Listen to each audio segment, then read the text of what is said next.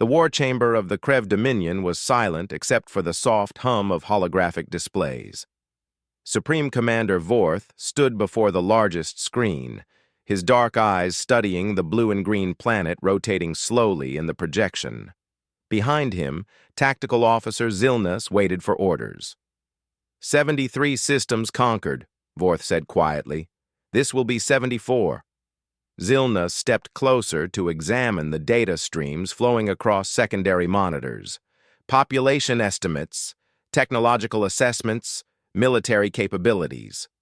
All the information their long-range scanners had gathered over the past month. The natives call it Earth, Zilnus reported. Single inhabited planet in an unremarkable system. No faster-than-light travel, no energy shields, no orbital defense platforms. He paused. They have barely reached their own moon. Vorth smiled. The Krev had perfected their method over 2 centuries of expansion. Observe from a distance, catalog every defense, calculate the exact force needed, then strike with overwhelming power. Quick, efficient, minimal Krev casualties. The formula never failed. Deploy surveillance drones, Vorth commanded. Standard 6-month observation period. I want complete data before the fleet arrives. Yes, Commander. Zilnus input the orders. Within minutes, 12 Krev drones would enter Earth's solar system and take position in high orbit. Invisible to primitive sensors, they would watch and record everything. Vorth turned away from the display. Another world, another conquest. The Dominion would grow stronger. He felt nothing for the beings on that blue planet. They were simply in the way of progress. On Earth, more than 40,000 kilometers below where the first Krev drone settled into orbit, Lieutenant Commander Greg Murphy stared at his computer screen with growing concern. The signal pattern refused to make sense. Murphy worked at a joint military research facility buried in the Colorado mountains. His job was monitoring deep space communications. Most days, that meant tracking satellites and filtering out cosmic noise. Boring work, but someone had to do it. 3 weeks ago, that changed. "Still there?" asked Lisa Grant, leaning over his shoulder. The technician had been helping him track the anomaly since they first detected it. "Still there," Murphy confirmed. "Same frequency band, same repetition interval. Too regular to be natural." Grant pulled up a chair and studied the data. "Could be a pulsar we haven't cataloged yet." "Pulsars don't move." Murphy highlighted a series of timestamps. "This signal source has shifted position 6 times in 3 weeks. Small movements, but deliberate. Something out there is adjusting its location." "You think it's artificial?" Murphy rubbed his tired eyes. "I think something is watching us." Grant was quiet for a moment. "Have you reported this to Colonel Hayes?" "Twice. She wants concrete proof before raising alarms.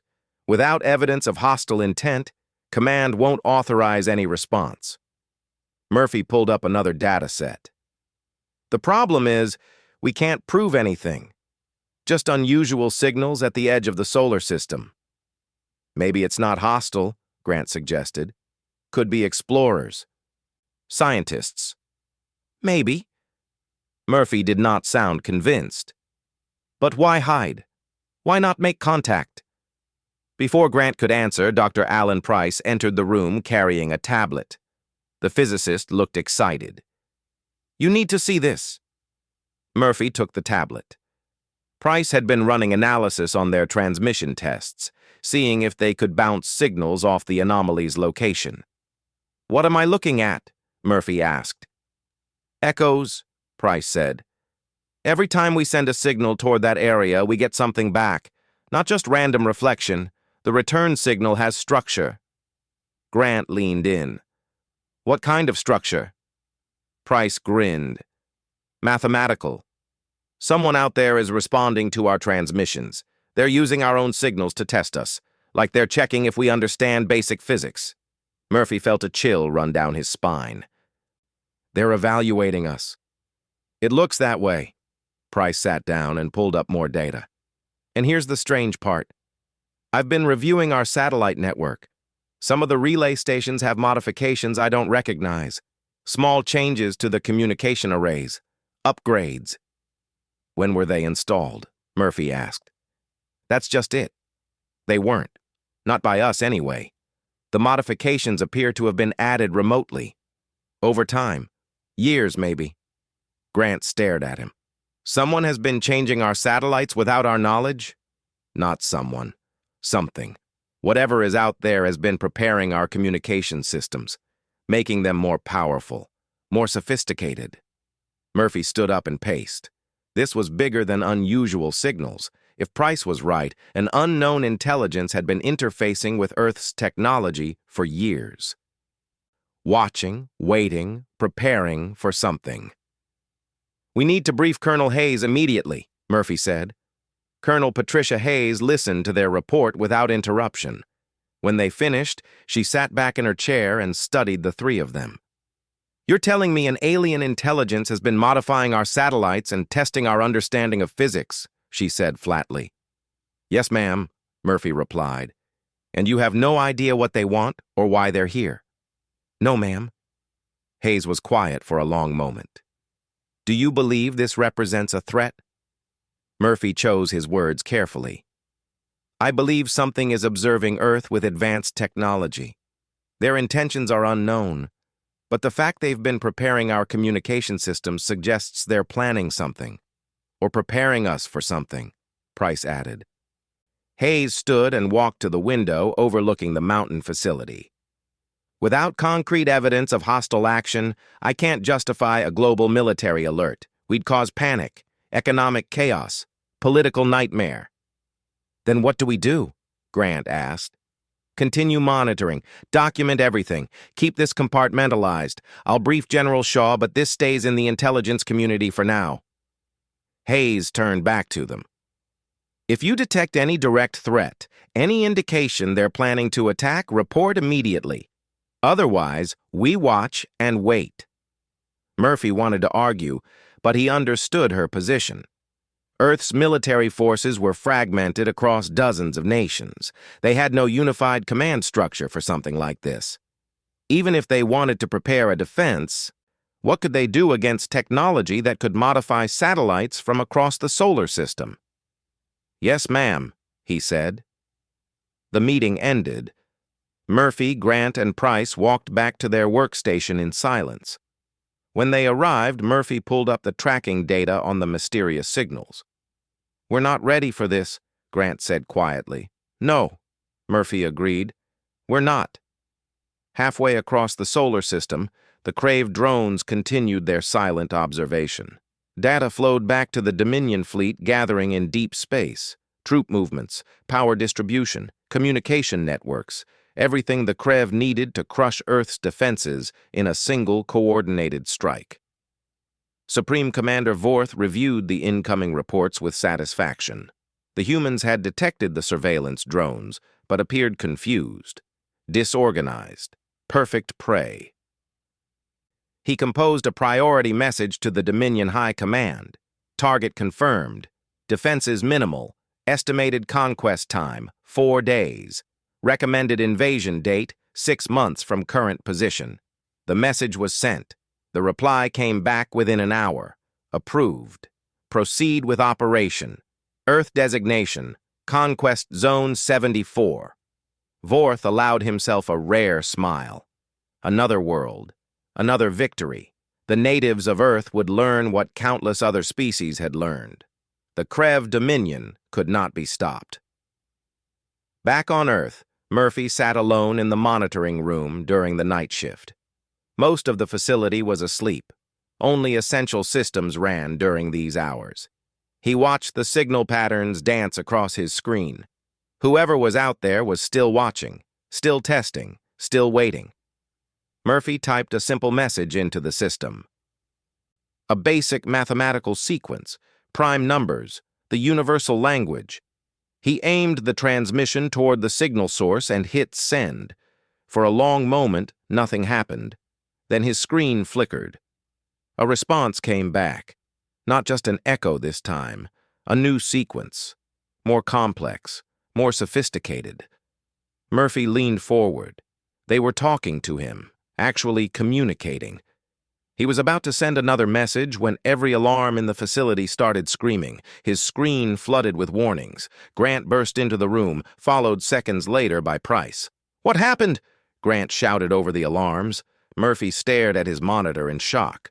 "They answered. I sent a message and they answered." "Who answered?" Price demanded. "Everyone." Murphy pointed to the screen. "Every receiver we have is picking up the same transmission. It's not aimed at us. It's aimed at Earth. All of it." The three of them watched as the data resolved into coherent patterns. Not 3 months had passed since the warning arrived. Earth had changed in ways nobody could have imagined. The message had reached every communication device on the planet simultaneously: phones, radios, computers, satellites. For 17 seconds, everything that could receive a signal displayed the same mathematical warning. A hostile force was coming. Earth had been marked for conquest. Panic spread like wildfire. Stock markets crashed. Governments scrambled to respond. Religious leaders debated the meaning. Scientists worked around the clock to verify the message was real. Greg Murphy stood in a top-secret meeting room deep beneath the Pentagon. Around the table sat representatives from every major nation. Also present were Colonel Patricia Hayes, General Kevin Shaw, and Dr. Nicole Brooks, a scientist specializing in theoretical physics and xenolinguistics. "We have confirmation from the Arecibo Observatory," Dr. Brooks was saying. "The signal patterns Murphy's team detected have intensified. Whatever is watching us has increased surveillance activities by 40%. General Shaw leaned forward. "Have we identified the invasion force mentioned in the warning?" "Not directly," Murphy answered. "But our deep space arrays are picking up unusual gravitational distortions near the Kuiper Belt. Something massive is out there. Multiple objects moving in formation." "Fleet strength?" asked Commander Lisa Martinez, recently promoted to oversee Earth's hastily assembled space defense coordination. "Unknown. We don't have the technology to get clear readings at that distance. But based on the gravity signatures, each object is at least 10 times the size of our largest aircraft carriers." The room fell silent.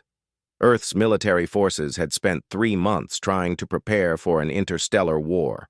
They had mobilized troops, stockpiled weapons, and unified command structures. But everyone knew the truth. Against an enemy that could cross the stars, humanity's conventional weapons were useless.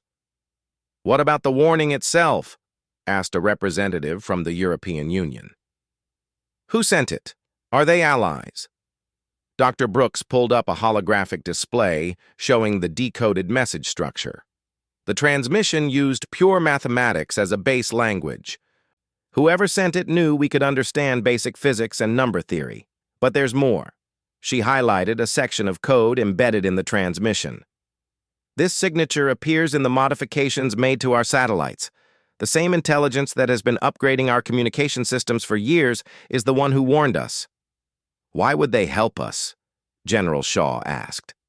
"We don't know, but they clearly don't want Earth to fall to this invasion force." Lisa Grant entered the room carrying a tablet. She looked exhausted. For 3 months she had barely slept, working with Alan Price to analyze every scrap of data from the mysterious benefactors. "We have a development," Grant said. "Price and I have been studying the satellite modifications. We found activation protocols buried in the code." Murphy turned to her. "Activation for what?" "We're not entirely sure. But the power requirements suggest weapons systems, defensive capabilities. Someone has been installing military-grade technology into our communication network without us knowing." The implications hit everyone at once. Earth had been given tools, not just warnings, but weapons. The question was whether humanity should use them. Dr. Brooks spoke carefully. "We have a choice to make. We can activate these systems and prepare for war. Or we can try to communicate, send a response to whoever is coming." "Communicate with an invasion force?" General Shaw looked skeptical. "What would we even say?" "That we're aware of them," Murphy suggested. "That we've been warned. that we won't surrender without a fight. Or that we prefer peace, Dr. Brooks countered. Show them we're intelligent, capable of reason. Maybe they'll reconsider. The debate continued for hours. Some argued for immediate activation of the hidden weapons. Others insisted on attempting diplomacy first. The future of humanity hung in the balance of this single decision. Finally, Colonel Hayes spoke. We send a message, but we also prepare the weapon systems for activation if needed. We show strength and willingness to defend ourselves, but we don't fire the first shot. General Shaw nodded slowly. Agreed. Dr. Brooks, you have 24 hours to compose a response message. The meeting adjourned. Murphy found himself working alongside Dr. Brooks, Grant, and Price in a secure laboratory. Together, they crafted humanity's first deliberate message to alien intelligence. The message had to be perfect, too aggressive, and they might provoke an attack. Too weak, and they might appear easy targets. After hours of debate, they settled on 3 core elements. First, acknowledgement. They confirmed receiving the warning and understanding the threat. Second, defiance. They stated clearly that Earth would not accept conquest or subjugation. Third, principle. They included a simple phrase translated into mathematical concepts. We do not seek war, but we will not accept chains. Dr. Brooks reviewed the final version. It's direct, honest, shows we're capable of complex thought and moral reasoning. Will it work? Grant asked. I have no idea, Brooks admitted, but it's the best chance we have. Murphy ran the calculations for the broadcast. Using the modified satellites, they could send the message far beyond Earth's normal communication range. It would reach the invasion force. And it would reach whoever had warned them. Ready when you are, he said. Dr. Brooks took a deep breath. Send it. Murphy initiated the transmission. The message poured out from Earth's upgraded satellite network, carrying humanity's defiance into the darkness of space. For 3 days, nothing happened. Then, everything changed at once. Murphy was monitoring deep space signals when his screen erupted with alerts. Energy signatures were appearing throughout the solar system.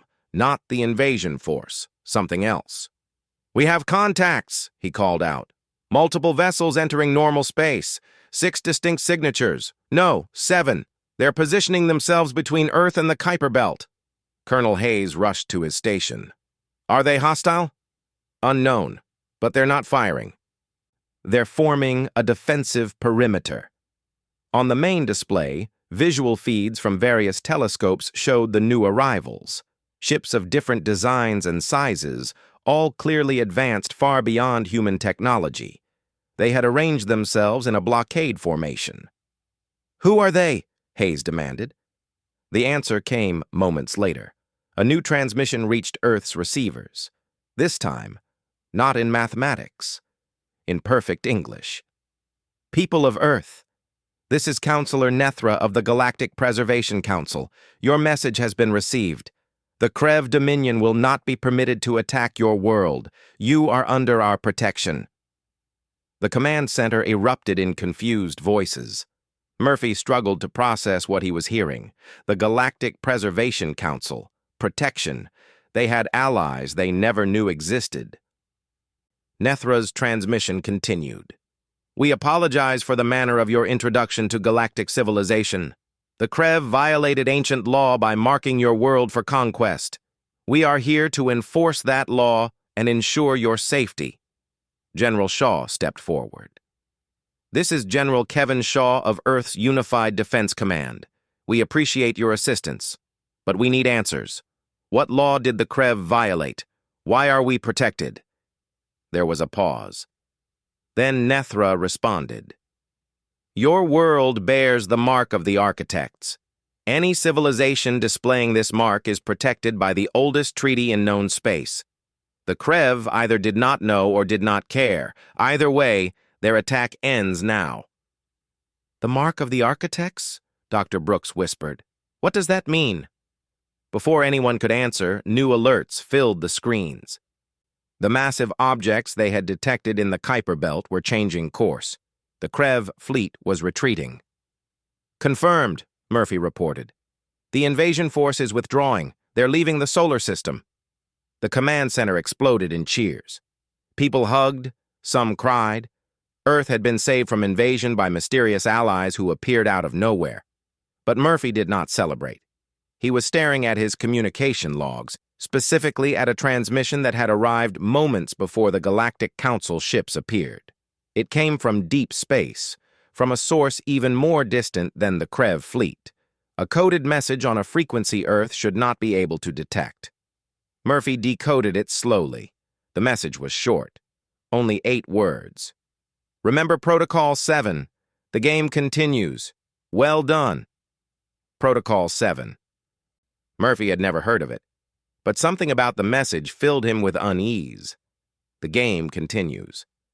What game? Well done. Had everything been a test? He saved the message to a secure file and said nothing. Around him, his colleagues celebrated Earth's salvation. But Murphy could not shake the feeling that humanity had just passed some kind of examination, and the real test was still to come. Counselor Nethra's ship established orbit around Earth. She sent a formal request for a diplomatic meeting. Within hours, representatives from every major nation gathered to speak with humanity's first confirmed alien contact. Murphy was included in the delegation. As they prepared to meet the counselor, Dr. Brooks pulled him aside. "You look worried," she said. Murphy showed her the decoded message on his tablet. Brooks read it twice. "Protocol 7, she murmured. "Who sent this?" "I don't know. But it arrived right before the council ships appeared. Right after we sent our message. Someone out there is watching all of this happen, and they're pleased with the results." Dr. Brooks met his eyes. "You think we were manipulated? That the warning, the weapons, maybe even the Krev targeting us, all of it was arranged?" "I think we need to ask Counselor Nethra some hard questions," Murphy said. The diplomatic meeting began. Nethra appeared via hologram, a tall being with features that seemed both familiar and alien. She spoke with kindness and respect, but when Murphy asked about Protocol 7, her expression changed. Nethra was silent for a long moment. When she finally spoke, her voice was troubled. "Where did you hear that designation?" Murphy told her about the message. Nethra's concern deepened. Counselor Nethra's ship remained in Earth orbit for 2 weeks while she searched the Galactic Council archives. During that time, humanity tried to adjust to the reality that they were not alone in the universe. Greg Murphy spent most of those days in meetings with various government officials, explaining and re-explaining what they knew about the situation. At night, he continued analyzing the mysterious Protocol 7 message, searching for clues about who sent it and why. Lisa Grant worked alongside him. Together with Alan Price, they had been reviewing every modification made to Earth's satellites over the past 20 years. The scope of the interference was staggering. "Whoever did this had complete access to our systems," Grant said, highlighting another hidden upgrade. "They could have shut down our entire communication network anytime they wanted. Instead, they made us stronger." "Why?" Price asked. "What's the point of helping us if this was all a test?" Murphy leaned back in his chair. "Maybe that was part of the test. See how we use the tools we're given." Before they could discuss further, Colonel Hayes entered the room. "Counselor Nethra has requested an urgent meeting. She's found something in the archives." Within an hour, Earth's leadership gathered in the secure conference room. Nethra appeared via hologram, and for the first time since they met her, she looked genuinely worried. "I have reviewed the oldest records in Council possession," Nethra began. "Protocol 7 is real. It is part of an ancient architect program that predates our current galactic civilization by thousands of years." General Shaw leaned forward. "What kind of program?" "A testing system," Nethra explained. "The architects marked certain worlds for protection and development. But protection came with expectations. Marked worlds had to prove themselves worthy through a series of trials. Dr. Nicole Brooks spoke up. What kind of trials? Nethra pulled up holographic images. Ancient text scrolled across the display, written in languages that predated any current galactic civilization. The trials tested specific qualities, Nethra said. Courage in the face of overwhelming odds, ingenuity when confronted with superior technology, mercy toward enemies, unity despite internal divisions, and most important, the wisdom to choose peace before war. Murphy felt his suspicions confirmed. The Krev attack was manufactured. Someone arranged for Earth to be targeted. It appears so, Nethra admitted. The records indicate that marked worlds faced situations designed to reveal their true nature. Those that passed the trials received additional gifts and knowledge. Those that failed disappeared from galactic records entirely. The room fell silent. Everyone understood the implication. Earth's response to the crisis had determined humanity's survival. How many marked worlds have there been? Asked Commander Lisa Martinez. 73, according to the archives, Nethra said. Earth is the 73rd. How many passed their trials? Dr. Brooks asked quietly. Nethra hesitated. We don't know. The records are incomplete. But of the civilizations we know about, only 12 are confirmed to have survived their testing period. The rest simply vanished. No trace. No explanation. Genocide, General Shaw said grimly. The architects killed anyone who failed their tests. We don't know that, Nethra cautioned. The records don't specify what happened to failed worlds. They simply stop existing in all historical documents. It's as if they were erased from time itself. Murphy stood and walked to the holographic display. You said the trials tested specific qualities. How did Earth do? Nethra smiled slightly. Better than any recorded civilization. When faced with superior technology and an overwhelming threat, you did not panic. You sought to understand. You reached out to communicate, and most remarkably, when given weapons capable of fighting back, you chose to send a message of peace first. The hidden systems in our satellites, Grant said, those were weapons. Advanced defensive technology, Nethra confirmed. If you had activated them during the crisis, Earth would have possessed firepower equivalent to a mid-level galactic military, enough to fight the Krev fleet.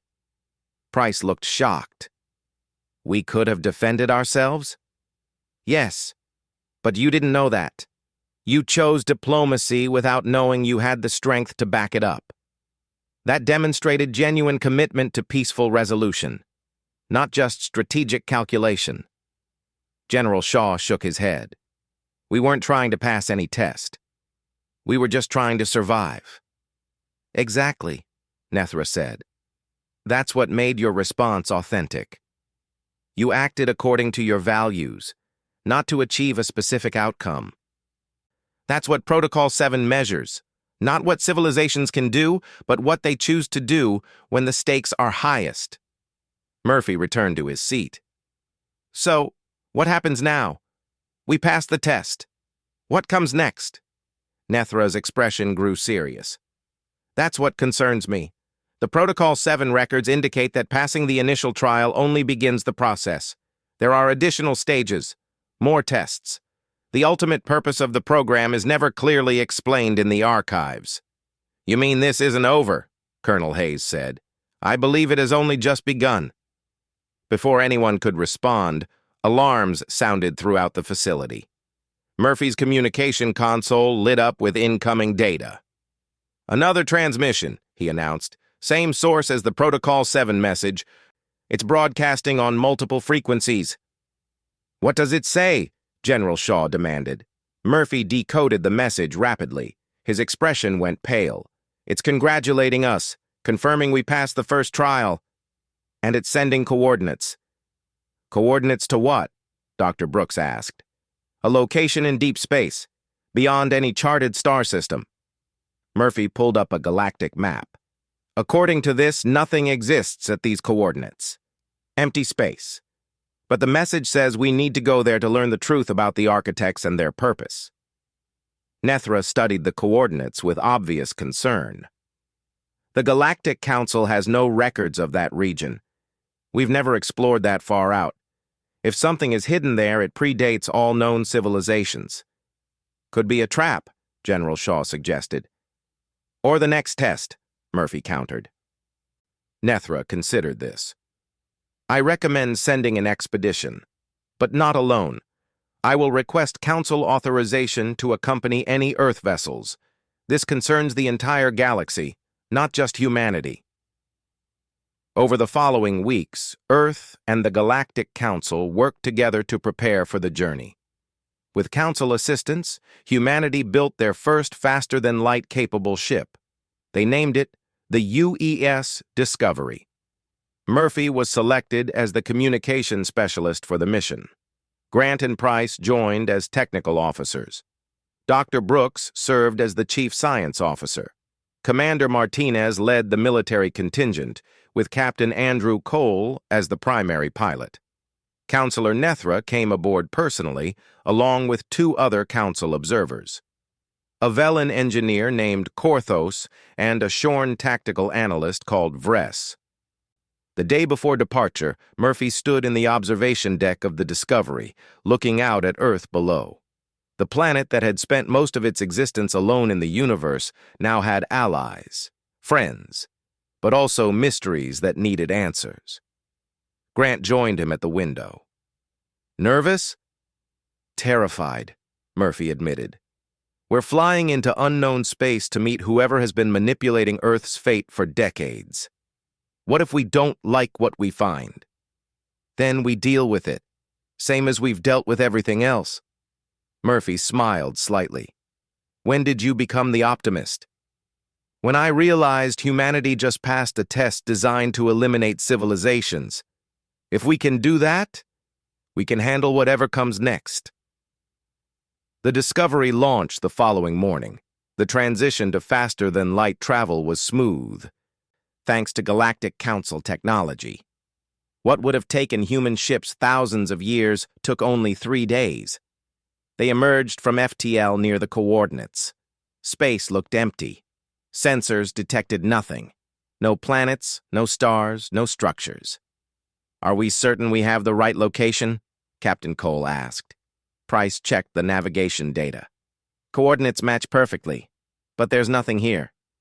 Nethra stood and walked to the view screen. The architects were masters of hiding things in plain sight. If something is here, we need to look deeper. Dr. Brooks ran a series of advanced scans. Wait, I'm detecting a gravitational anomaly. Something is distorting space-time at these coordinates, but it's shielded somehow. Can you penetrate the shield? Murphy asked. I can try. Brooks worked with the ship's scanners, adjusting frequencies and power levels. There, I have something. It's massive. The view screen flickered. Suddenly, a structure appeared before them. It was enormous, easily the size of a small moon.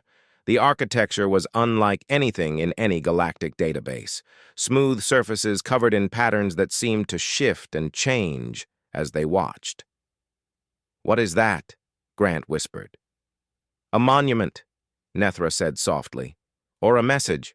Perhaps both. As the Discovery approached, the structure activated. Light poured from apertures across its surface. Energy flowed in complex patterns. We're being scanned, Vress reported. Multiple sensor types, very sophisticated. Any threats? Martinez asked, hand moving toward weapons controls. No weapons detected. It appears to be analyzing us. The scan completed. Then information began flooding into the Discovery's computers. Not an attack, a download, massive amounts of data transferring directly into their systems. It's giving us something, Price said, struggling to process the incoming stream.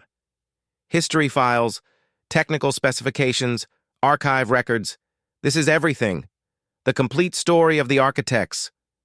Murphy watched the data flow. Can we trust it? I don't think we have a choice, Dr. Brooks replied. "This is what we came here to find." The download continued for 20 minutes. When it finally stopped, the crew gathered around the main console to review what they had received.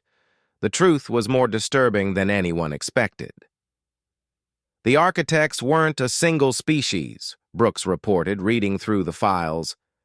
"They were a coalition of ancient races who discovered something terrible about the galaxy." "What did they discover?" Nethra asked. Brooks pulled up a complex astronomical chart. "The galaxy goes through cycles. Every 50,000 years, something comes from the space between galaxies, a force that purges advanced civilizations. It resets galactic society back to primitive levels." The room went silent. "The architects couldn't stop these purges," Brooks continued, "but they could prepare for them. Protocol 7 and the other trials were designed to identify civilizations with specific survival traits: adaptability, moral courage, creative thinking, the ability to unite despite differences." "They were looking for defenders," Murphy said, understanding dawning. "Civilizations that could fight back when the next purge comes." "Not just fight," Nethra said, reading her own copy of the data. "Lead, coordinate, unite the galaxy against the threat." Grant looked up from her console. "When is the next purge?" Dr. Brooks found the calculations. Her face went white. 500 years, give or take a few decades."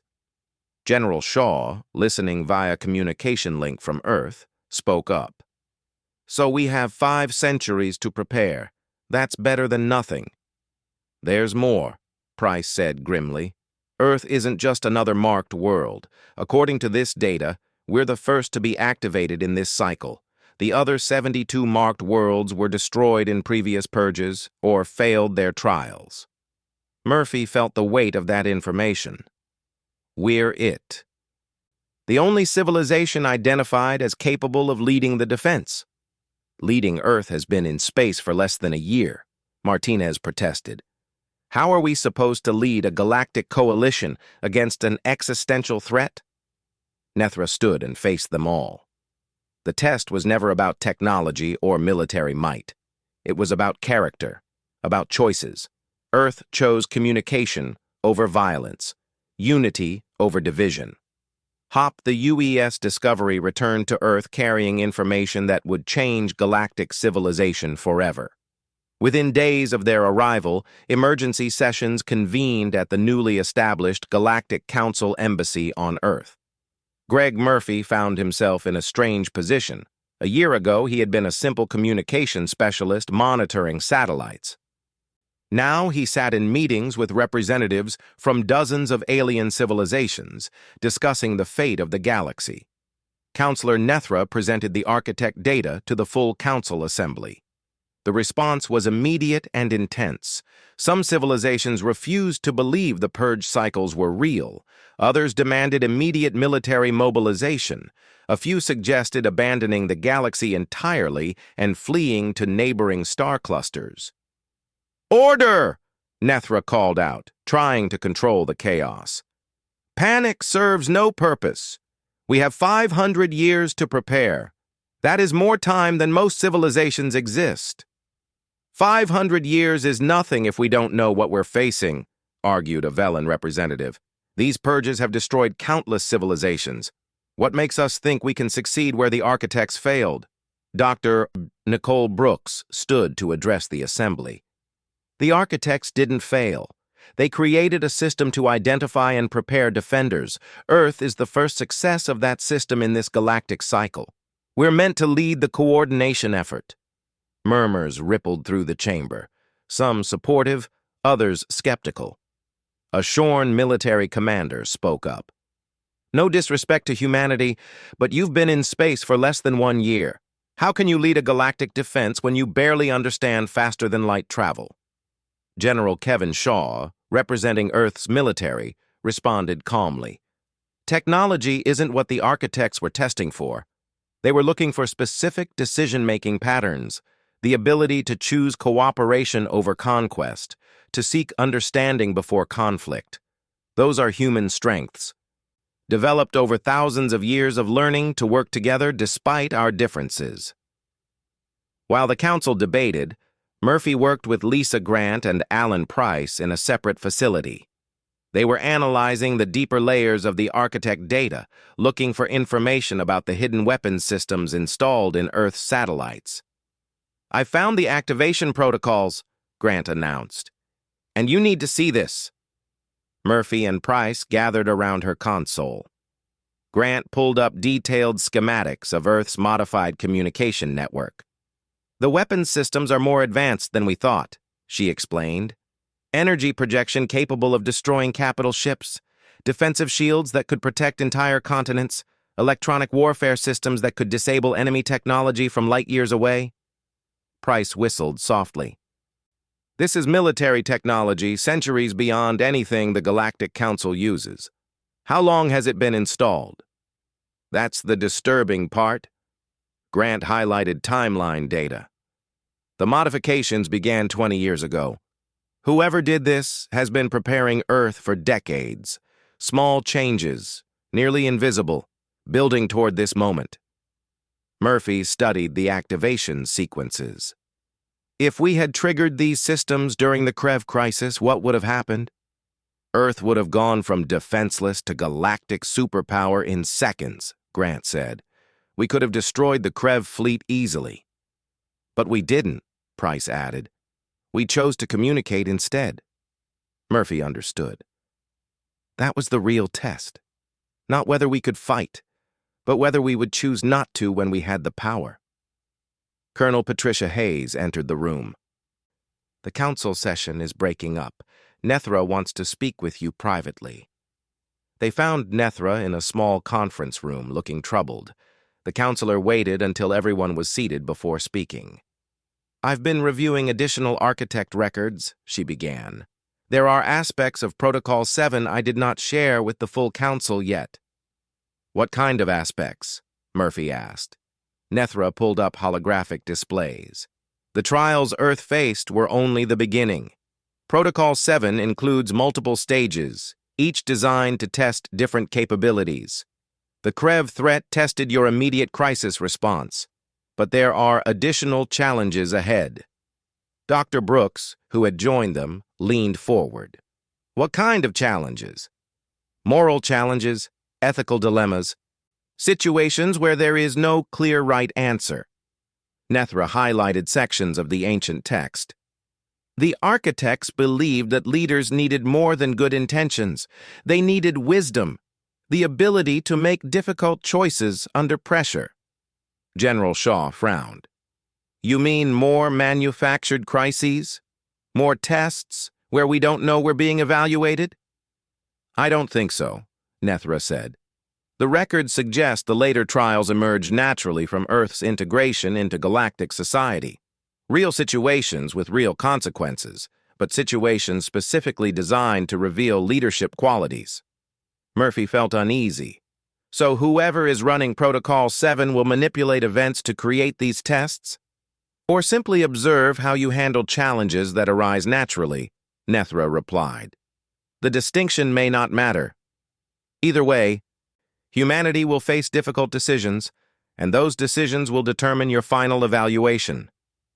"Evaluation for what?" Hayes asked. "We already know we're supposed to lead the defense against the Purge.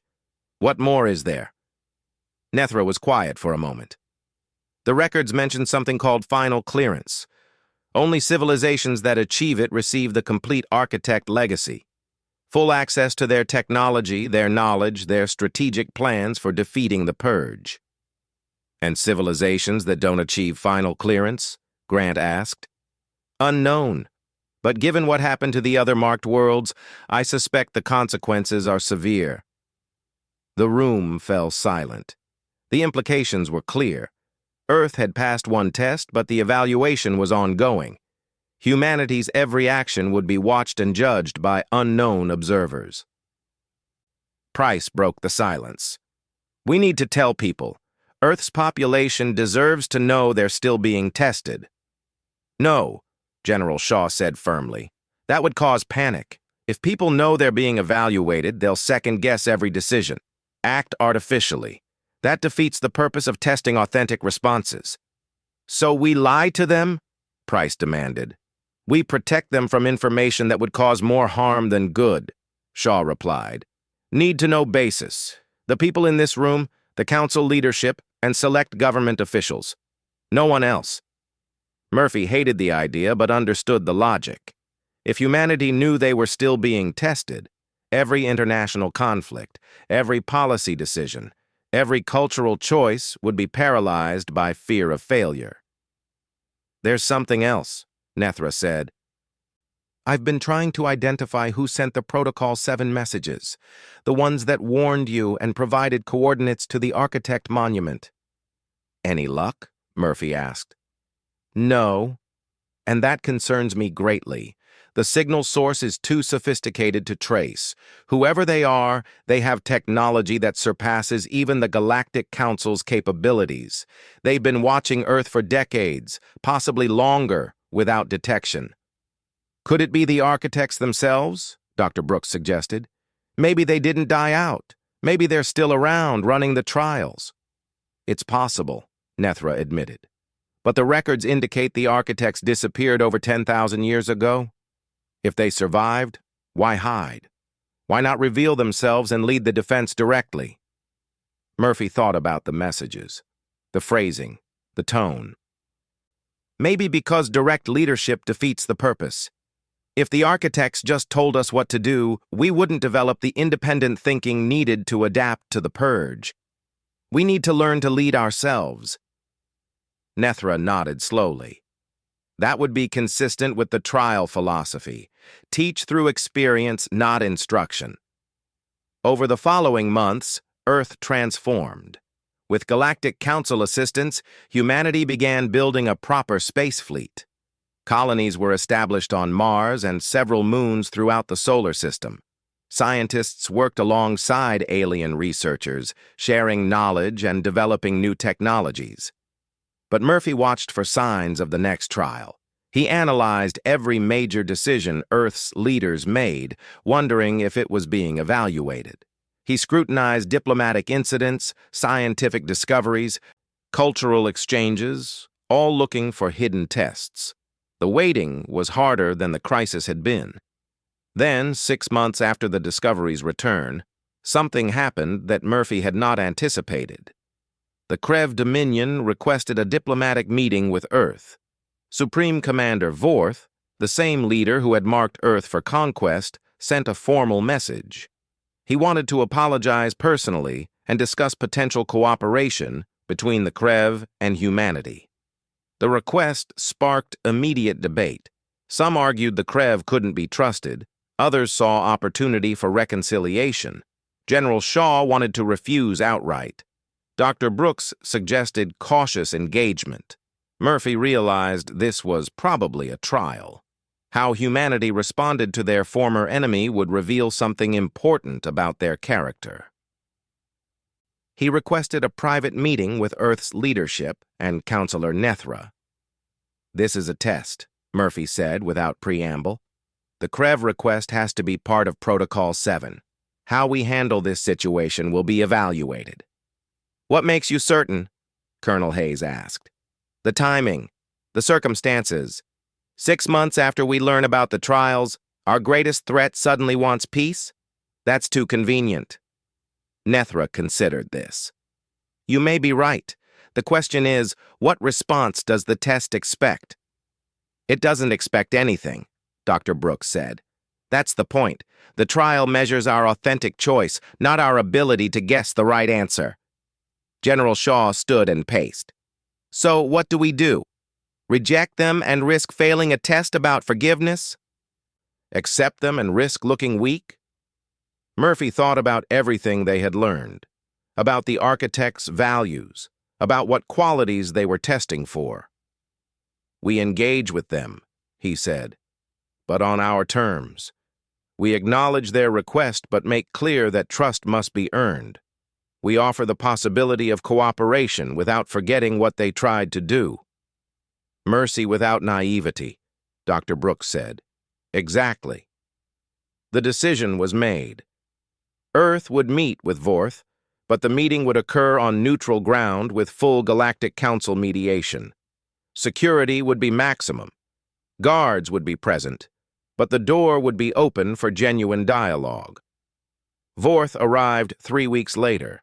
The former Supreme Commander looked smaller somehow, less intimidating than intelligence reports suggested. He stood before Earth's representatives and spoke with what seemed like genuine regret. "I marked your world for conquest without understanding what I was attacking," Vorth said. "The Krev Dominion has built its power on the suffering of others. I believed that made us strong. Your response to our threat proved me wrong." General Shaw listened without expression. "You expected us to surrender or fight. We did neither." "You chose a third option," Vorth agreed. "One I had never considered. Communication, understanding, reaching out despite fear and uncertainty. That demonstrated strength I did not know existed." "What do you want from us?" Colonel Hayes asked directly. Vorth met her eyes. "To learn. The Galactic Council has shared information about the coming purge. The Krev Dominion cannot stand against such a threat alone." "We need allies. More than that, we need to change. Become something better than conquerors." "And you think humanity can teach you that?" Murphy asked skeptically. "I think you already have, by showing mercy to those who showed you none."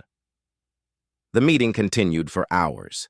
By the end, a tentative agreement was reached. The Krev would cease all military expansion. They would open their territory to council oversight. In exchange, they would receive technical assistance and inclusion in the defense preparations.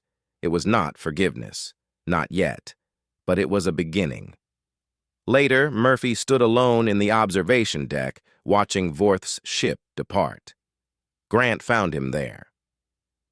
"Think that was the right call?" she asked. "I think it was the honest call," Murphy replied.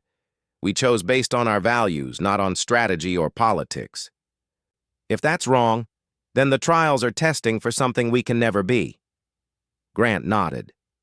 "Nethra told me something interesting. In all the architect records, there's only one civilization confirmed to have achieved final clearance.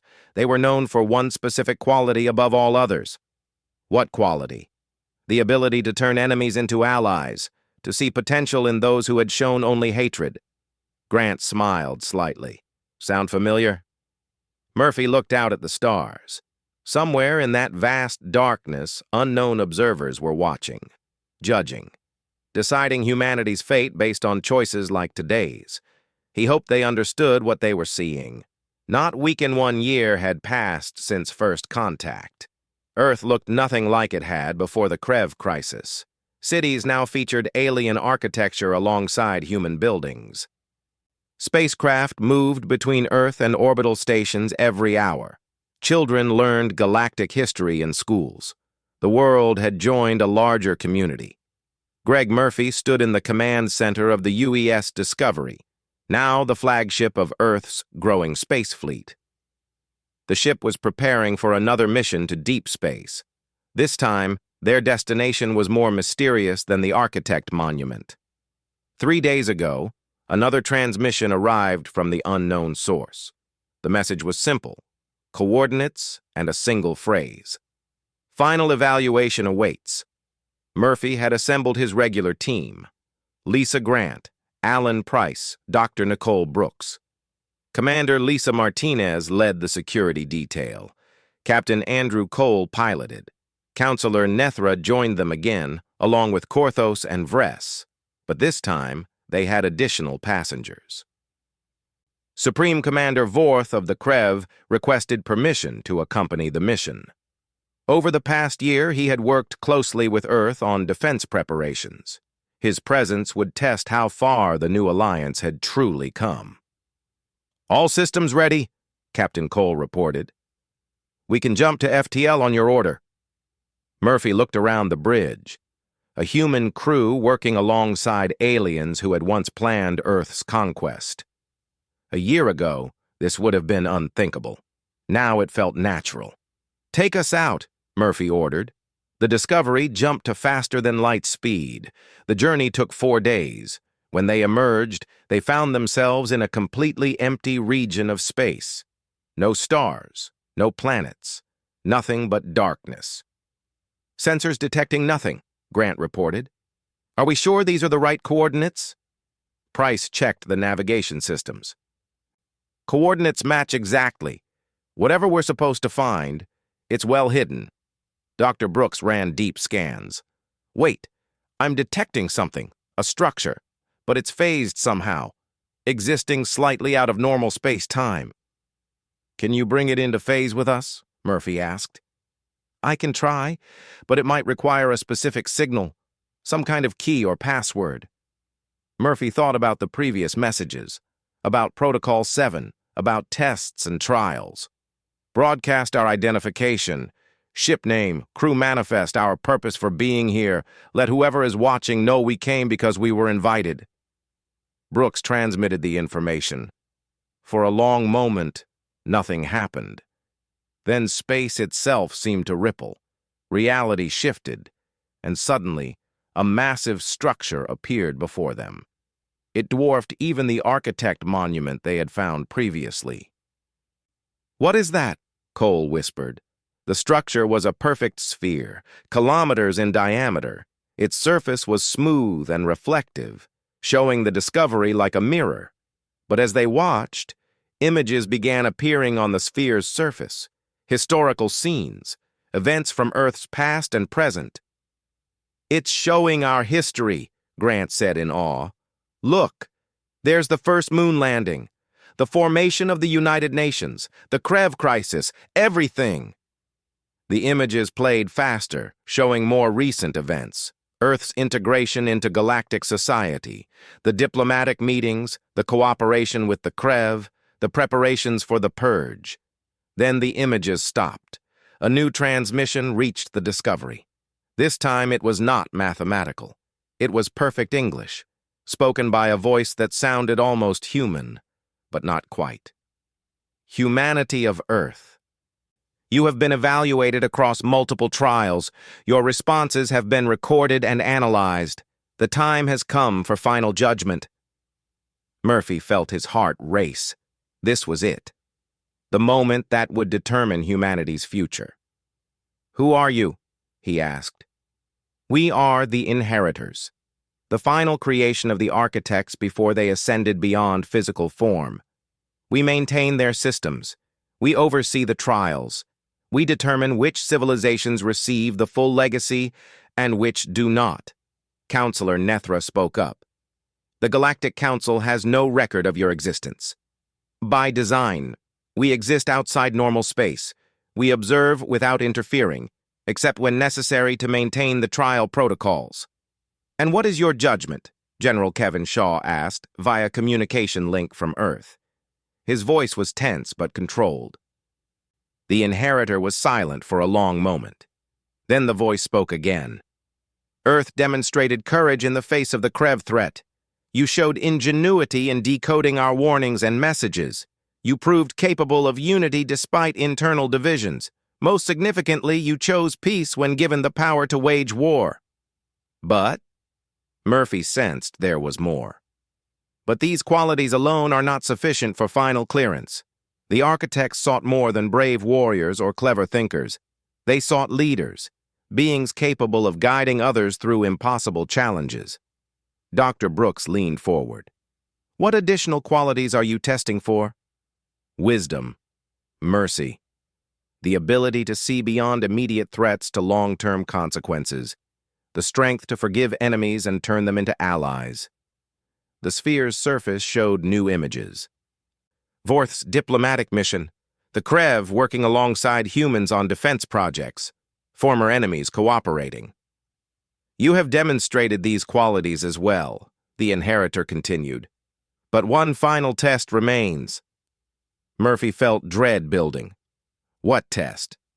A choice.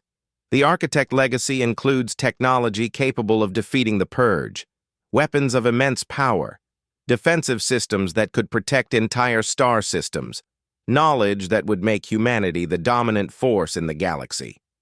That sounds like a good thing, Martinez said cautiously. It would be, but such power comes with responsibility and risk. Previous civilizations that received the legacy used it to conquer rather than defend. They became the very threat they were meant to stop. Understanding dawned on Murphy. You want to know if we can be trusted with that kind of power. We need to know if humanity will use the legacy for its intended purpose, or if you will become another failed experiment. The sphere's surface changed again. Now it showed two paths. In one, Earth received the architect technology and led a successful defense against the Purge. Civilizations across the galaxy united under human leadership. Peace and prosperity followed. In the other path, Earth became corrupted by power. The architect weapons were used for conquest. Humanity repeated the Krev's mistakes on a galactic scale. The Purge arrived to find a galaxy already devastated by human ambition. How can we prove we won't become the second path? Colonel Hayes asked. You cannot prove it, the inheritor said. The future is not written. We can only judge based on past actions and current character. That is why this choice is yours to make. What choice? Murphy asked. The sphere pulsed with light. You can accept the architect legacy, receive the full technology and knowledge, take on the burden of leadership and the risk of corruption, or you can refuse, continue developing at your natural pace. Face the Purge with only the tools you create yourselves. The bridge went silent. Everyone understood the weight of this decision. Accept the legacy and potentially save the galaxy, or refuse it and condemn billions to face the Purge unprepared. If we refuse, Dr. Brooks said slowly, what happens to the architect technology? It remains sealed. No civilization receives it. The galaxy faces the Purge as it is, without the architect's weapons or knowledge. Vorth spoke for the first time since they arrived. You would doom everyone just to test Earth's character? We would preserve the integrity of the trials. Power given to the unworthy becomes a weapon against all. Better to face the Purge honestly than to create new horrors in the name of defense. Murphy looked at his crew, at Nethra and the other alien observers, at Vorth, the former enemy who had become an unexpected ally, at Earth itself, visible on the view screen behind them. We need to discuss this, he said. You have 1 hour, the inheritor replied. The Discovery's senior staff gathered in the conference room. General Shaw, Colonel Hayes, and other Earth leaders joined via secure communication. The Galactic Council representatives participated as well. The debate was immediate and intense. We have to accept, argued a Council military commander. 500 years to prepare means nothing without the right tools. The architect technology could save trillions of lives. Or it could corrupt us, Dr. Brooks countered. Absolute power corrupts absolutely. That's not just a human saying, it's a universal truth. Vorth spoke quietly. I conquered 73 systems because I had the power to do so. I believed might made right. If I had possessed architect-level technology, I would have enslaved the entire galaxy. He looked at Murphy. You stopped me with words and wisdom, not weapons. That taught me more than any defeat could have. So you think we should refuse? Martinez asked. I think you should choose based on what you know about yourselves, Vorth replied. Not what others tell you to do. Murphy listened to the arguments. Both sides had valid points. The technology could save countless lives, but it could also destroy everything they were trying to protect. Then Grant said something that changed the debate. We're asking the wrong question. This isn't about whether we're worthy of the technology. It's about whether we need it. Everyone turned to her. Grant pulled up data on her tablet. Over the past year, Earth has made incredible progress. We've built spacecraft, established colonies, created alliances. We've turned enemies into partners. all without architect help. The hidden weapons in our satellites are still there, but we've never activated them. We succeeded through cooperation and ingenuity. Price nodded. She's right. The architects left us tools, but the real test was whether we would use them. We chose not to. That's our strength. Murphy understood. The legacy would make us powerful, but it would also make us dependent on someone else's solutions. We'd stop developing our own answers. Exactly, Grant said. 500 years is a long time. If we keep growing at our current pace, we might develop technology equal to the architects. Not because it was given to us, but because we earned it. Dr. Brooks smiled. And in the process, we'd prove we could handle that power responsibly. General Shaw was silent for a long moment. Then he spoke. I've spent my life preparing for threats. My instinct is to grab every advantage available. But Murphy's right. This isn't about immediate advantage. It's about who we want to be. The discussion continued. But Murphy could feel the consensus building. One by one, the voices aligned. When the hour ended, they had made their decision. Murphy returned to the bridge and faced the sphere. We have our answer, he said. Speak your choice, the inheritor commanded. Murphy took a deep breath. We refuse the architect legacy. The sphere pulsed. You understand this means facing the purge without their weapons, without their knowledge? Yes, but we won't face it alone. We have allies, partners, former enemies who became friends. Together, we'll find our own solutions, build our own defenses, and if we fail, at least we'll fail as ourselves, not as pale copies of the architects. For a long moment, the inheritor was silent. Then the voice spoke again, and for the first time, it sounded pleased. You have chosen wisdom over power, growth over shortcuts, partnership over dominance. In all the civilizations tested across all the cycles, only one other made this choice. They achieved final clearance not by accepting the legacy, but by proving they did not need it. What happened to them? Nethra asked. They survived the purge, and they became the foundation of the next galactic era. Their descendants are the architects themselves. Understanding rippled through the crew. The architects had not been gods or ancient aliens. They had been a civilization like Earth, tested, challenged, and proven worthy through their choices. Earth has passed the final trial, the inheritor declared. You will not receive the architect weapons, but you will receive something more valuable. Knowledge, not technology, but understanding. The principles the architects used to defeat the purge, the strategies that allowed them to unite the galaxy, the wisdom to lead without dominating. The sphere began transmitting data, not weapon schematics or advanced technology, but philosophy, diplomatic frameworks, historical analysis, the accumulated wisdom of a civilization that had faced the impossible and survived. Use this knowledge well, the inheritor said. Prepare your people and your allies. When the purge comes, you will face it as you faced the Krev, with courage, creativity, and cooperation. That is your strength. Never forget it. The transmission ended. The sphere began to fade, phasing back out of normal space. Within moments, the Discovery was alone in empty space again.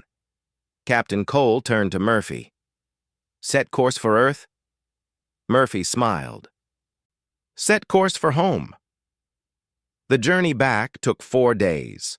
During that time, Murphy and his team reviewed the information the inheritors had provided. It was extraordinary.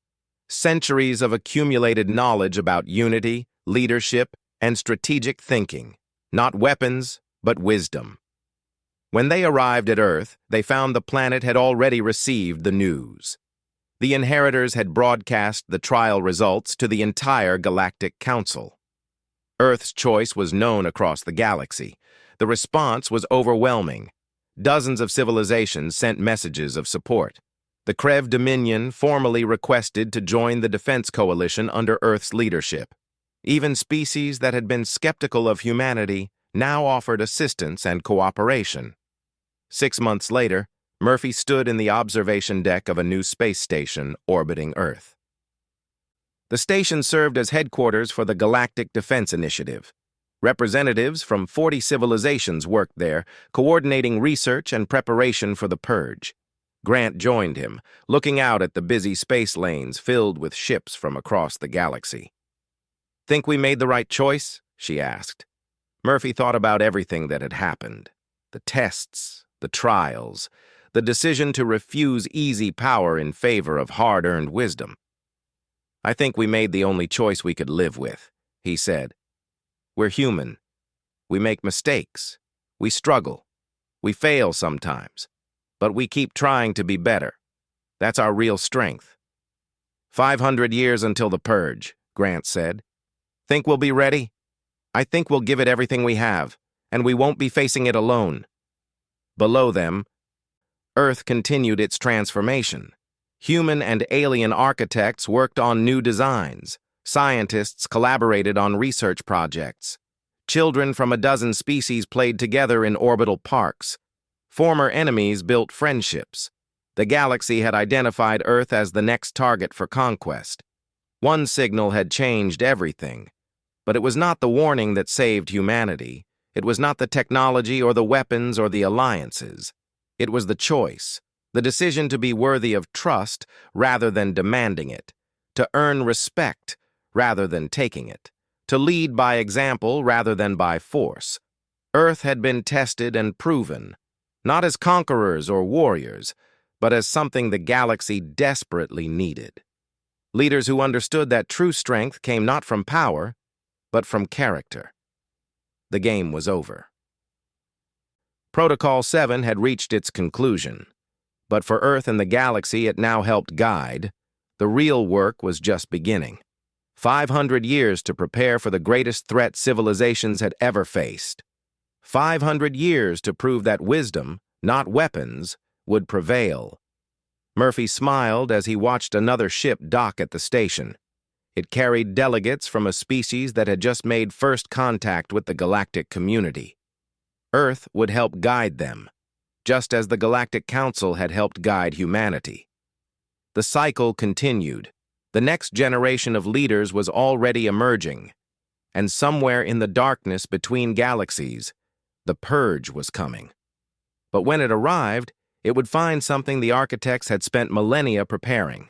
Not a weapon, not a shield, but a galaxy united, ready.